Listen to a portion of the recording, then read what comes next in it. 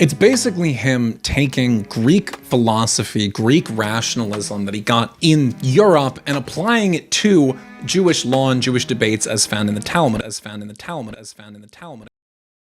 We have to understand the world that he was born into. Maimonides was born in 1138 in Cordoba. This is towards the end of the Islamic period of the Iberian Peninsula. His father, Maimon ben Joseph, was a deeply important dayan, a rabbinic judge in Jewish courts. Maimonides studied Torah, Zohar, and Talmud under his father, and at a very early age developed an interest in Western philosophy, science, and other ancient Greek texts. In 1148, when he was still very little, the Almohads, a Berber dynasty, took over the Iberian Peninsula and kicked out a lot of the Jews that were living there and imposed forced conversion. Now let it be known, because I imagine I'm gonna get comments about this, that's like obviously against the rules of Islam, but it happened in history on several different occasions, especially with non-Arab caliphates and emirates, etc., etc. This is when Maimonides' family, alongside several others in his community, fled south into North Africa. I actually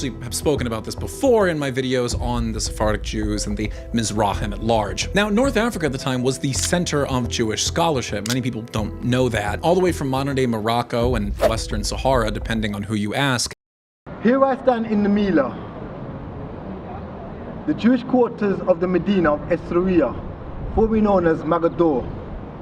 In the 18th century, before and even to a time period after, this portion of the fortified city was home to a thriving Israelite community. Today, as you see, it's only just a thing of the past. Although people live here, all of whom are Muslim, the only remembrance, a reminder, are the derelict buildings and heaps of rubble. Who were these Jews of the Medina in Mogador, who according to history were great tradesmen and were favored and respected by some of the greatest sultans of the past, including Muhammad bin Abdullah, the grandson of the famous Black Sultan, Musa Ismail ibn Sharif? The answer to the identity of the Jews who once lived here during the period of the great sultans isn't found thousands of miles away in what is known as the modern state of Israel, where mass migration from Morocco has taken place, but right here in the Medina walls. Here lies the true identity of the Israelite community that once lived here, in the ancient synagogue that has been restructured and rebuilt.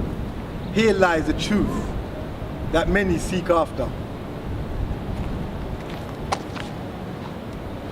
Inside this restored synagogue, there are pictures everywhere. Historical evidence is right before my eyes. This extraordinary building has much to be desired.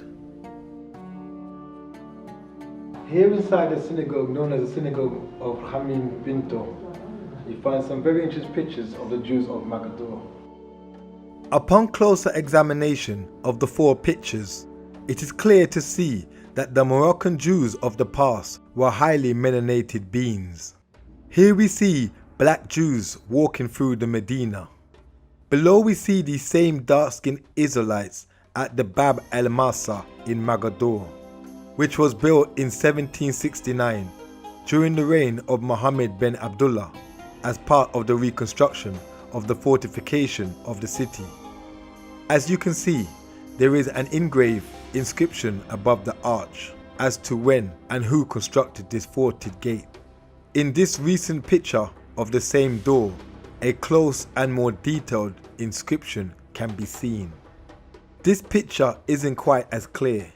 However, the fourth picture clearly depicts these ancient Israelites who lived in the Medina as melanated people. Wanting to understand more about the pictures, I asked the Guardian, who was unwilling to go on camera, to inform me of what these pictures represent. These were his words.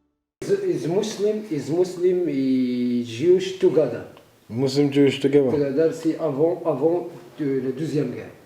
I was not at all surprised by the Guardian's statement. From a Quranic point of view, the term Muslim, meaning one who submits, predates Muhammad.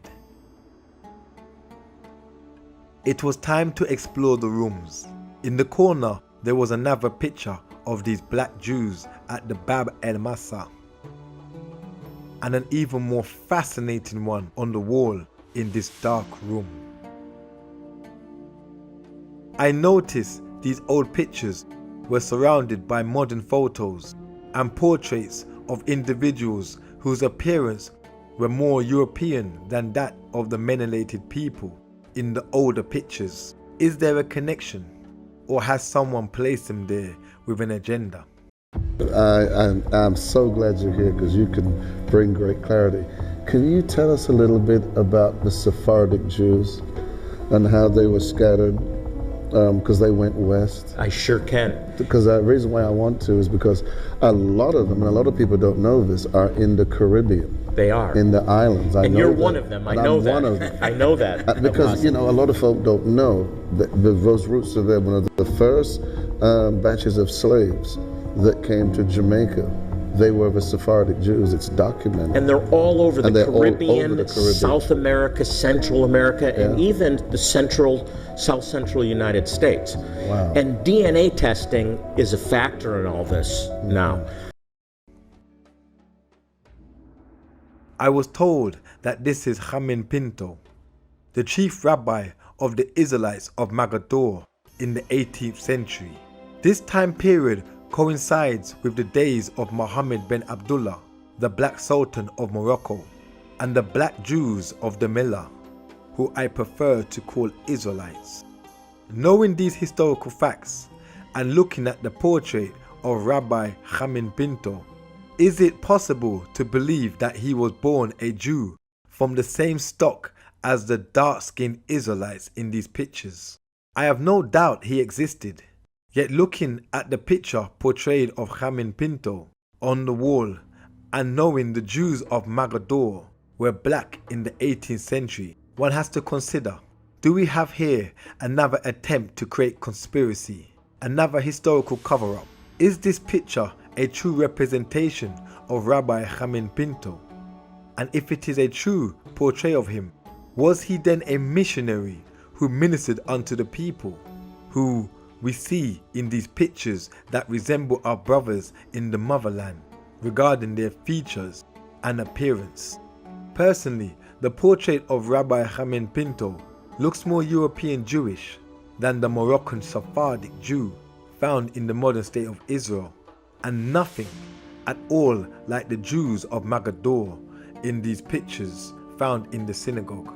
The Spanish speak Jews that settled in Spain and the surrounding areas, they became known as the Sephardic, which is Spanish. And there was a huge Jewish community in Spain and in Portugal, and in 1492, through the Spanish Inquisition, they were forced to leave Spain, either convert to Christianity or leave Spain. They were banished. And then a few years later, the Jews of Portugal, another huge Jewish population, was banished, and then many of them went west and settled in the Caribbean, settled in Central America and South America, and even the southern United States, southwestern United States, and they're now being recovered a few ways. As I made my way upstairs to explore the rest of this restored house and synagogue, there were more paintings, none of which depicted Israelites that looked like the people in the pictures who the guardian of the synagogue spoke of.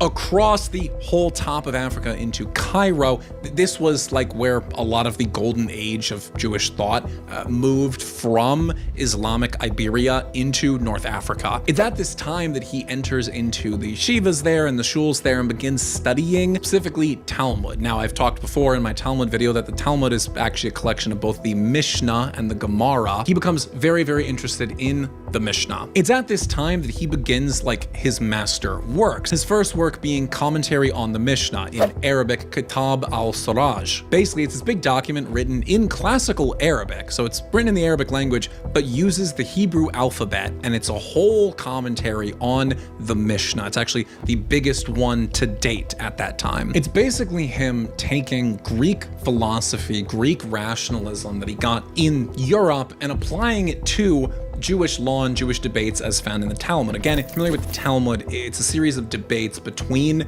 the rabbis of old, like hundreds of different rabbis. Basically, all these rabbis at the fall of the Second Temple get together, have different debates, and they record them into the Talmud. If you want a more in-depth explanation, I again have a whole video explaining what the Talmud is and how it is structured. But what you need to know for this video is that Moses ben Maimon, the guy we're talking about here, takes all of these debates, and applies this like Greek philosophy to them. This is actually why he's called Maimonides. He has a Greek-styled Hellenized name because of his affinity for Greek philosophy. This makes him a radical compared to his contemporaries, because you have to understand at the time, his contemporaries very influenced by Islamic thought. So they were a lot more spiritual, okay? All the rabbinical works we have from this time that are written in what's called Judeo-Arabic, that's, like I said, the Arabic written with Hebrew characters, very spiritual, very like touchy-feely, like, you know, spiritual mysticism, basically.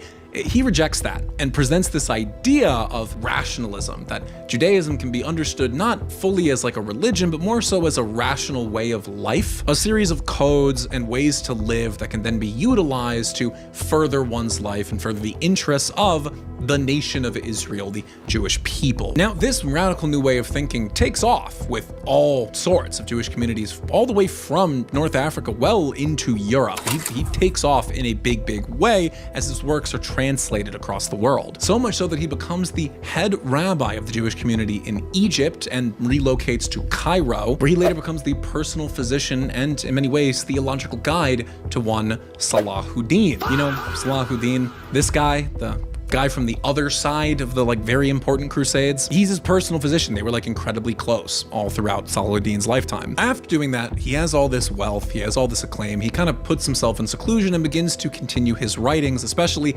expanding on his writings from before about the Mishnah. He basically takes on this life goal of decoding the Talmud, decoding Jewish law. You have to understand, at the time, the religion of Judaism, as we understand it today as a standardized practice, did not exist. It was really a collection of beliefs that were very localized, but hadn't been put together in a serialized, understood, uniform way. And this, to Maimonides, this was wrong. He wanted to standardize the practice of Judaism into a definitive post-temple religion. In many ways, Maimonides is responsible for the creation of Judaism, at least as we understand it today. If you dropped Maimonides into the modern synagogue, he would know what's going on. Every part of it, he'd understand. But if you dropped an ancient Israelite into the modern synagogue, he would be very confused. It's between 1170 and 1180 that he writes his masterwork, the Mishnah Torah. This is the most definitive, comprehensive guide to Jewish law ever written, ever. It's the definitive de facto standard of Talmudic teaching, halakha, which is Jewish law, and defines everything from Jewish thought, philosophy, history, all the way into the daily practices of the Jewish religion. In 1204, he dies at age 65 and is buried in Tiberias, present-day Israel, where his tomb is now a pilgrimage site for thousands every single year. There is something special about you, Judah. There is something special about you, Israel, or Yashara'al. When I say Judah, Yahawadah. That is the ancient pronunciation of the word. There is something special about you, Judah. Yahweh only spoke to you, to us, as a nation. And he spoke to no other nation. That's why we are supposed to be what? That light. We're Yah's chosen people that's separated. We're supposed to be the nation that's teaching the nations, not the nations teaching us. Lion of Judah come upon the earth, bringing unquenchable fire. All the tribes of Israel and the believers stand in power. Speak with authority, worship uncontrollably. There's something about you, Judah. Fire upon the kingdom of darkness. We may suffer for a little while, but joy cometh in the morning. Judah special, no wonder we were a chosen vessel. In and out of captivity, weaving like a pretzel. Messiah come through the tribe, clean out the bloodline. We disciples, so put us up on the front line. face to face with crime, cause we ain't scared to grind. When you connect the divine, we stay pressed for time. Evangelize can define, put us in prison in. Worship first, can we always invite the spirit in. Hold revival through a pen, stacking souls in empty bins. Joe in the morning, this a warning, you will never win. Fire upon the head of the serpent, he next tail chirping. It's too late cause your tail's already burning. I don't want your riches, gotta match it with gold streets. Movers all around me, the light shine, no police. The living used to be deceased, resurrected to a feast. Nothing like being in peace at the table with the meat.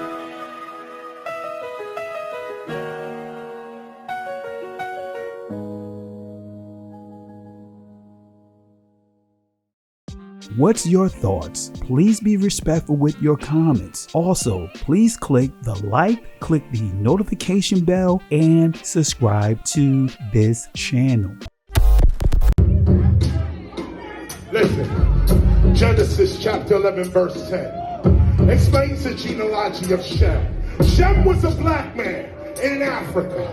If you repeat this back, Genesis 14 verse 13, Abraham steps on the scene. Being a descendant of Shem, which is a fact, means Abraham too was Abraham, born in the city of a black man called Nimrod, grandson of Ham. Ham had 4 sons. One was named Canaan. Here, let me do some explaining. Abraham, Isaac was the... Jacob had 12 sons. For real, and these were the children of Israel, according to Genesis chapter 10. These were the children of Israel, according to Genesis chapter 10. These were the children of Israel, according to Genesis chapter 10.